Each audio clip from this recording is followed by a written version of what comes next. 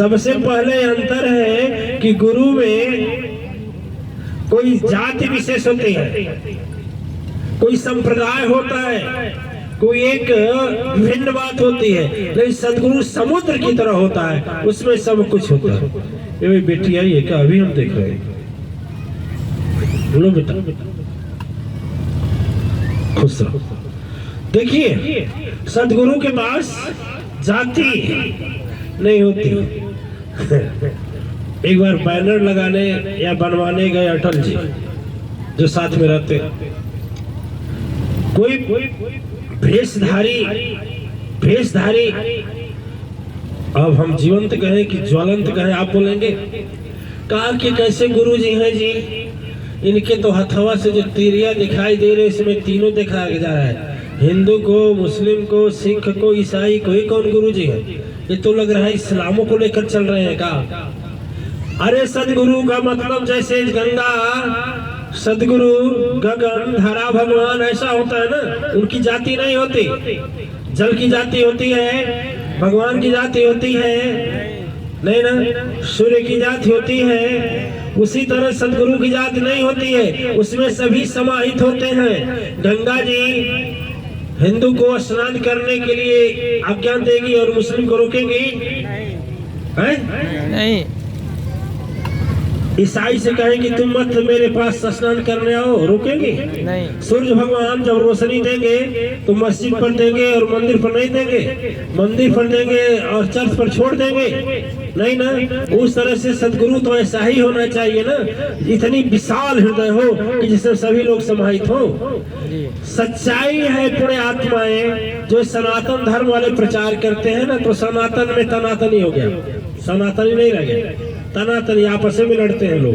लेकिन सच्चाई है कि सनातन धर्म से ही सारा धर्म निकला हुआ है, चाहे हिंदू तो ही है, मुस्लिम, सिख, ईसा, जैन, महावीर, बौद्ध, जो भी धर्म है सब इसी से निकले हैं। आज बताने की जरूरत है, समझाने की जरूरत है उनको,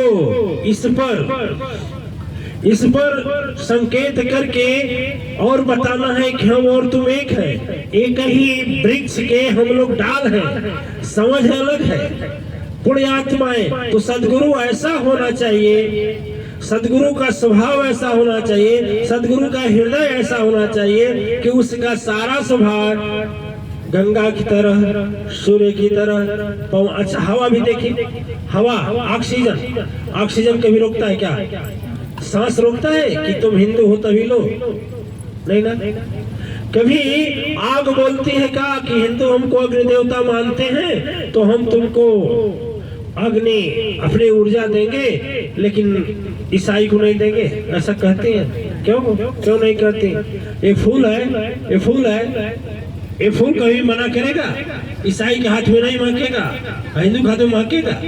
तो दिव्य आत्माएं जो संकुलित विचार है, जिनका संकुलित है, जिनके बारे आदाएं बंधा हुआ है, वह कभी बंधन से मुक्त नहीं हो सकते। बंधन से मुक्त होने के लिए हमें मन से पार होना है, और मन से पार होने के लिए, संसार से पार होने से पहले सदगुरु के दरबार में होना जरूरी है। गुरु सदगुरु में बड़ा अंतर है।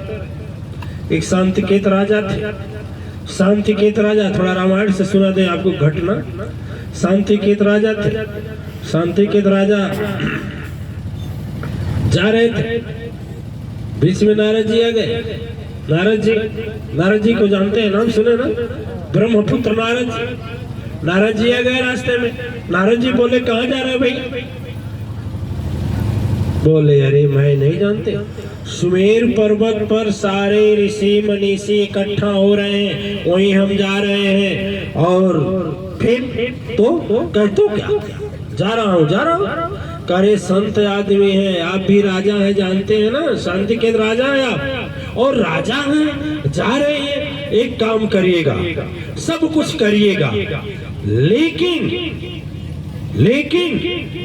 विश्वामित्र को कभी प्रणाम मत करिएगा। क्यों? करे वो भी तो राजा ही न है, सबको प्रणाम कर लेना, लेकिन विश्वामित्र को प्रणाम मत करना। बोले फिर बोले क्यों? करे तू भी राजा वो भी राजा, काहे का वो सन्यासी, वो भी छत्री था और छत्री था, अब राजा हो गया, इससे क्या हो गया? छत्री वेश में उसका प्रणाम प्रणाम मत करना, कभी नहीं, कदापि नहीं।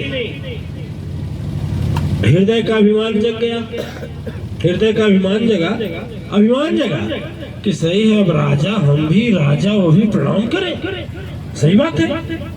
और तपस्वी कैसा, वासना पर विजय ही नहीं पाया। मेनका जैसी अप्सरा उनकी तपस्या को भंग कर दी, मेनका से बच्ची भी हो गई। वो कैसे तपस्वी, सचमुच करें, उसे घृणा करना चाहिए, उससे प्रणाम नहीं करना चाहिए। बात घटक गई, पूरा चला, सबका प्रणाम किए, लेकिन विश्वामित्र का प्रणाम, विश्वामित्र महामुनि ज्ञानी, लेकिन इतना हृदय में अभिमान हुआ कि वो तुरंत बदला लेने की तैयारी कर दिए। आ गए अपने शिष्य के पास। किसके पास आ गए? शिष्य के पास। और अपने शिष्य कौन? भगवान राम के पास। भगवान राम के पास आए, बोले कहे राम एक सुन लो, हमारा एक प्रणाम नहीं किया।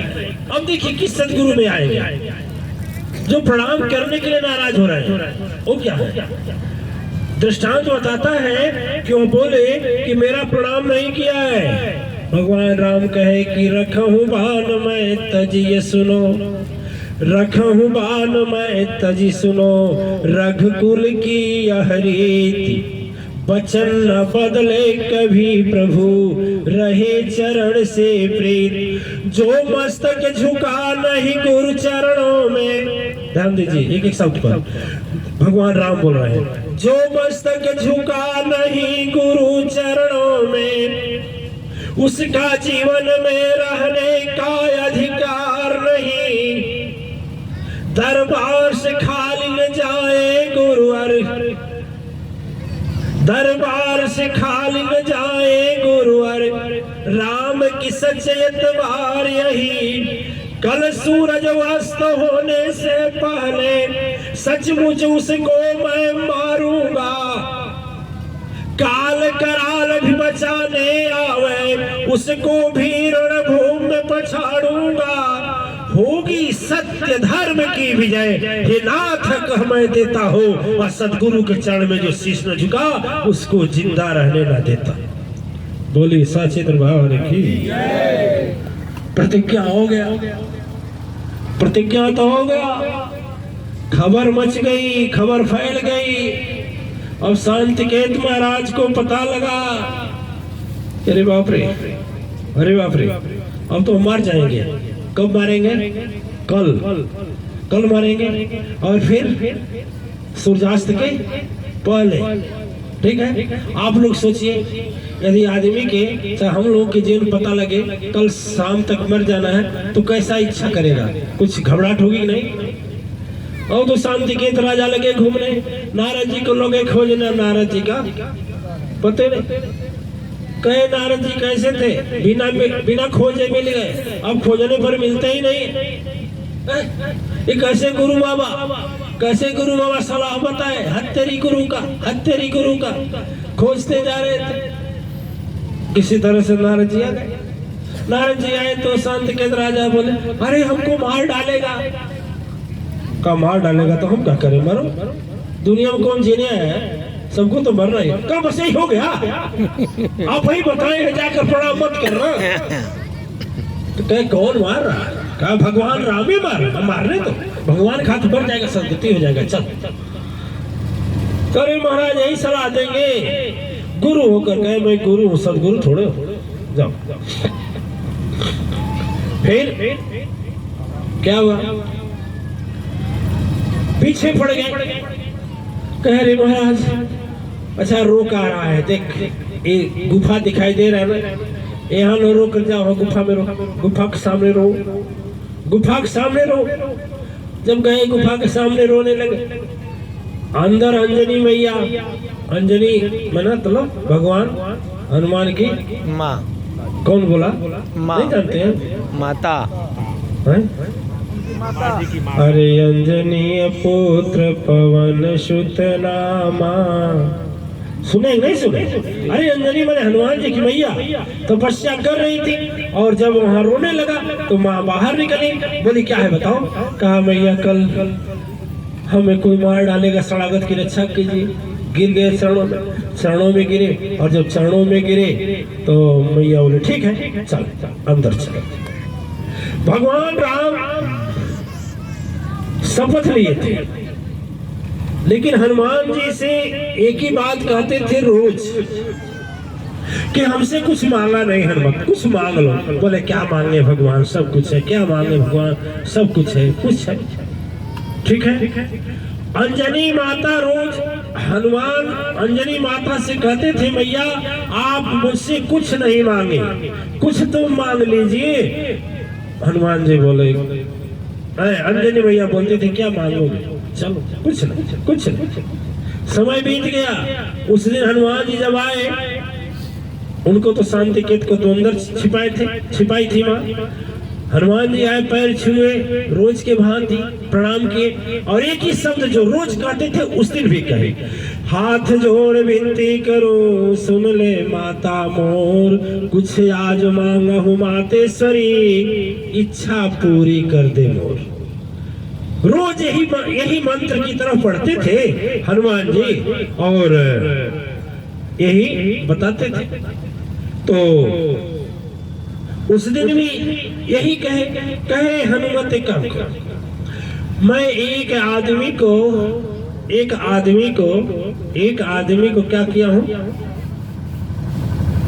शरणागत कर दिया, और उसको कोई मारने वाला है कल।